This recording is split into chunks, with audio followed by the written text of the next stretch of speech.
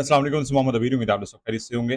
Video के अंदर हम मंडे से फ्राइडे तक जो हमारे पास 24 टिल 28 जून जो हमारे पास टॉप कंपनीज़ की अनाउंसमेंट है जिनका इम्पैक्ट उनकी स्टॉक प्राइस पे पड़ा है, उसको डिस्कस करेंगे। डिस्कस करने से पहले अगर आप चैनल पे नए हैं, do consider subscribing to the channel and like and share for more content like this. और कोई भी क्वेरी हो, क्वेश्चन हो, कंसल्टेशन चाहिए हो, मेरी एडवाइज़री चाहिए हो, अगर आप चाहते हैं कि आपको हेल्प आउट किया जा सके, कहाँ बेहतर इन्वेस्टमेंट की जा सकती है, अगर आप मेरी कम्युनिटी का पार्ट बनना चाहते हैं, तो व्हाट्सएप जो नंबर है इनके सामने मेरा अवेलेबल है, आप मुझे पर्सनली रीच आउट भी कर सकते हैं। दैट बीइंग सेड, सबसे पहले अगर हम बात कर लें जो हमारे पास सबसे टॉप पहली न्यूज़ की अगर हम बात करें तो वो है हमारे पास मिलर ट्रैक्टर की।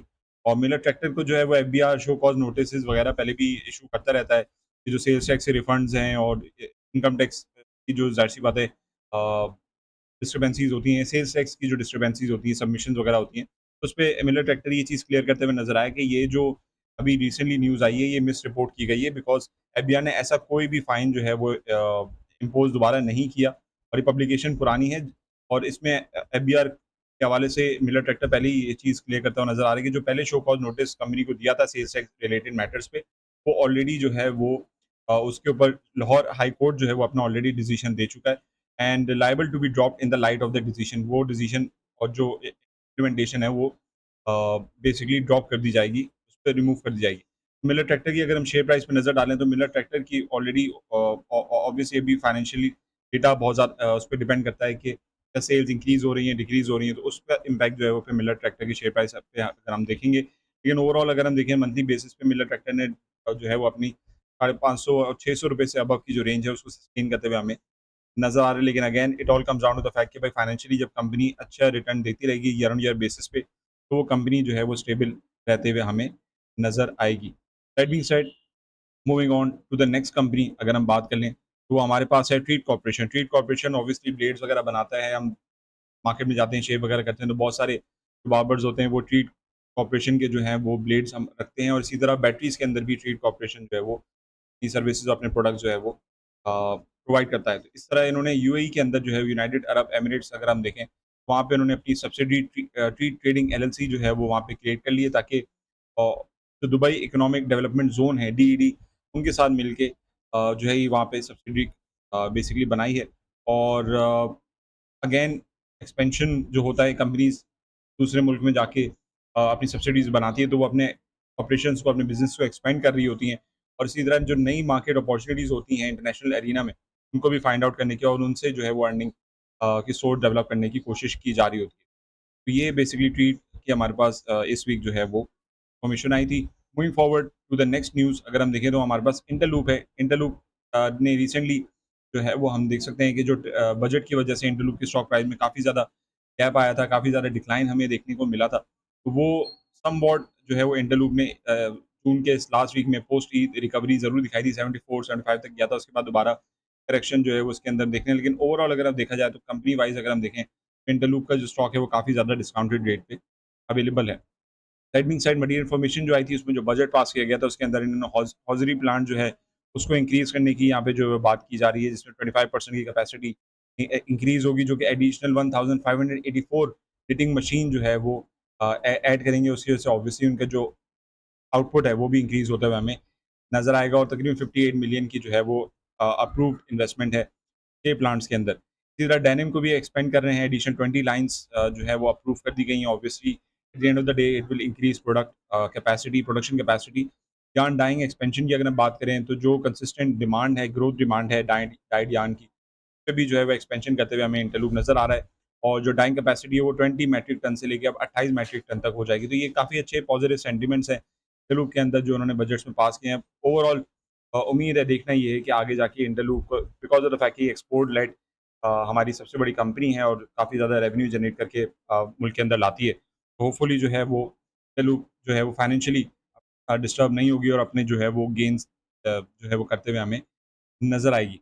मूविंग फॉरवर्ड बात करें ओजीडीसी की तरफ, ओजीडीसी और गवर्नमेंट की आपस में जो है वो जो पेंडिंग पेबल्स हैं वो उसके हवाले से हमारे पास बातचीत चल रही थी। तो जो 92 बिलियन पाकिस्तानी रुपीज़ की जो पेबल्स हैं वो अब इंस्टॉलमेंट में गवर्नमेंट देती हुई हमें नज़र आएगी, जो कि सेटलमेंट ओजीडीसी के साथ एग्री किया हुआ है। और 72 billion on account of liquidated damages on the directors of government of Pakistan, ये जो है वो वेव ऑफ ओजीडीसी करता हुआ नजर आ रहा है, वरना ये भी रिसीवेबल्स गवर्नमेंट की तरफ से इनको बनते थे। तो रुपीज़ 82 बिलियन जो है वो ओजीडीसी के खाते में आने वाले हैं। और अब होना ये चाहिए कि ओजीडीसी जो अर्निंग्स ये जो इसके बाद रिसीवेबल्स आएँगे, इसमें से कुछ percentage in terms of dividend announce कर दे, कुछ अपने पास कैश लिक्विड रखे, ताकि आगे जो फर्दर एक्सपेंशंस वगैरह हैं वो कैरी आउट कर सके। और कुछ अमाउंट जो है वो डेडिकेट करे कि जो आगे ओजीडीसी जिन सेक्टर्स को ओ करता है पैसे, जिन सेक्टर्स को ओजीडीसी ने उनकी सर्विसेज के अगेंस्ट पैसे देने हैं, तो वो अपने पैसे देता हुआ जो है वो ओजीडीसी नज़र आया। तो ये काफ़ी अच्छी डेवलपमेंट होती हुई हमें नज़र आई, अगर ओजीडीसी इस पैटर्न को थोड़ा-सा फ़ॉलो करे। बट ओ ओवरऑल ये एक एडवाइस है। देखना होगा कि ओजीडीसी फर्दर ऑन जो है वो आगे आने वाले टाइम फ्रेम में खुद क्या अपनी जो है वो वर्किंग करती है। यूनिटी फूड ने रिसेंटली राइट शेयर अनाउंस किए थे, तो उसकी जो प्रोसीडिंग्स है, यूटिलाइजेशन है, उसके ऊपर इन्होंने रिपोर्ट निकाली और रिपोर्ट के अंदर इन्होंने मेंशन किया कि जो तकरीबन 375 मिलियन जो इन्होंने जमा किए हैं अपने मज़ीद राइट शेयर्स उतारने के बाद, तो उसकी जो एक्विजिशन वगैरह हैं और एडिशंस हैं पोर्ट कासिम रिफाइनरी पे, वो हमें कंप्लीट करते हुए नज़र आ रहे हैं। जो ऑयल टर्मिनल की एस्टेब्लिशमेंट है, वो अब 2025 में जाते-जाते हमें आहिस्ता-आहिस्ता नज़र आएगा। तो ओवरऑल यूनिटी ने भी जो है वो अच्छी डेवलपमेंट्स हमें दिखाई, जिसकी वजह से अगर हम रिसेंटली अगर देखें, तो इसकी जो ये अनाउंसमेंट्स वगैरह निकल कर आई, तो उसकी वजह से because it's a financially loss making company, लेकिन ओवरऑल अगर हम देखें तो अब रिकवर करते हुए in terms of stock price जो है वो काफ़ी हद तक रिकवर करते हुए नज़र आ रही है। और 30 रुपीज़ ऑनवर्ड्स अगर टेक्निकली देखा जाए, जो मेरी कम्युनिटी को पता है कि इसके नेक्स्ट टारगेट्स वगैरह क्या हो सकते हैं, again if you want to be a part of my community, और मोर मोर देन वेलकम। या व्हाट्सएप पे मुझे रीच आउट करें, कंसिडर एक्टिव करें, ताकि जो गाइडेंस वगैरह मैंने यूनिटी की अपने कम्युनिटीज़ को दे चुका हूँ, आगे नेक्स्ट कौन-कौन से रेजिस्टेंस लेवल्स हैं, टारगेट लेवल्स हैं, जिनको वो फोकस कर सकते हैं वीकली, मंथली टाइम फ्रेम पे, तो वो आप भी हासिल कर सकें। That being said, moving forward बात करें, गरीबाल सीमेंट ने जो है वो रिसेंटली मज़ीद अपने जो कंस्ट्रक्शन और इंस्टॉलेशन है सोलर पावर की 12 मेगावाट की अपने जो साइट है डिस्ट्रिक्ट चकवाल में जो साइट है वो करते हुए नज़र आ रहे हैं। और ये भी पॉजिटिव डेवलपमेंट है, जिसका इम्पैक्ट गरीबाल सीमेंट की स्टॉक प्राइस पे हमें आप देख सकते हैं नज़र आ रहा है कि तकरीबन 9% जो है वो अपर लॉक रखते हुए हमें फ्राइडे वाले दिन नज़र आया। तो ये भी पॉजिटिव सेंटीमेंट है गरीबाल सीमेंट के अंदर। मूविंग फॉरवर्ड स्माइल इंडस्ट्रीज़ की बात कर लें, तो कैंडीलैंड भी जो है वो यूएई की तरफ फोकस करते हुए हमें नज़र आ रही है। और यूएई के अंदर भी अपनी सब्सिडी कायम करते हुए स्माइल इंडस्ट्रीज़ और कैंडीलैंड जो बेसिकली इनका प्रोडक्ट है, ताकि वो वहाँ पे मैन्युफैक्चरिंग कर सकें, मार्केट कर सकें, सेल्स, डिस्ट्रीब्यूशन सारी चीज़ें कर सकें अपने फूड प्रोडक्ट्स की। लेकिन सिर्फ लिमिटेड नहीं होगा, बिस्किट्स और कन्फेक्शनरी या लाइट प्रोडक्ट से लिमिटेड नहीं होगा, और भी चीज़ें जो है वो प्रोड्यूस कर दी जाएँगी।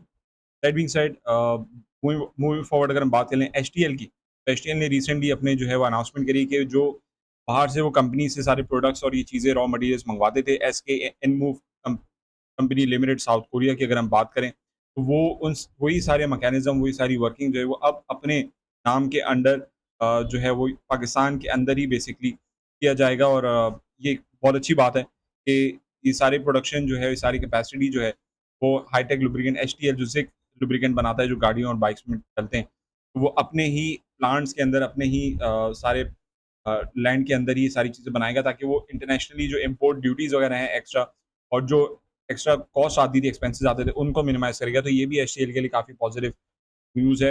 एचसीएल की तरफ से एज़ अ कंपनी काफ़ी पॉजिटिव डेवलपमेंट है, जिसका इम्पैक्ट उसकी स्टॉक प्राइस पे अगर हम देखें, तो 1 मंथ के अंदर 28 रुपीज़ लो से जो है वो 35 रुपीज़ अबव ट्रेड करते हुए हमें नज़र आ रही थी। अच्छी पॉलिसीज़ का नतीजा स्टॉक प्राइस पे पड़ता है, और स्टॉक प्राइस के अंदर गेन हमें नज़र आता है। Last but not the least, PDCL की अगर हम बात करें, तो पीडीसीएल ने जो तकरीबन 400 मिलियन यूएस डॉलर की जो फाइनेंसिंग थी वो अप्रूव करवा ली है, जिसमें वो टीपीएल जो हमारे पास कंपनी है पाकिस्तानी, उसकी एक्विजिशन और टेलीनॉर की जो एक्विजिशन है वो कंप्लीट करते हुए नजर आएगा, जो कि अगले 7 साल तक के पीरियड में जो है वो इस इंस्टॉलमेंट के अगेंस्ट पेमेंट करते हुए हमें नजर आएगा, जो भी जो फाइनेंसिंग एग्रीमेंट इस वक्त का हुआ है। और पीडीसीएल के स्टॉक के अंदर भी हमने देखा है कि पॉजिटिव सेंटीमेंट डेवलप हुआ है। So this concludes the video and concludes the discussion on top companies announcements as or the last week of June. मिलते हैं इंशाल्लाह अपनी रेगुलर वीडियोस के साथ. Do like and share for more content like these, and reach out to me on WhatsApp for any queries or questions that you have. Until next time, this is Mohammed Abid signing off. Take care. Allah Hafiz.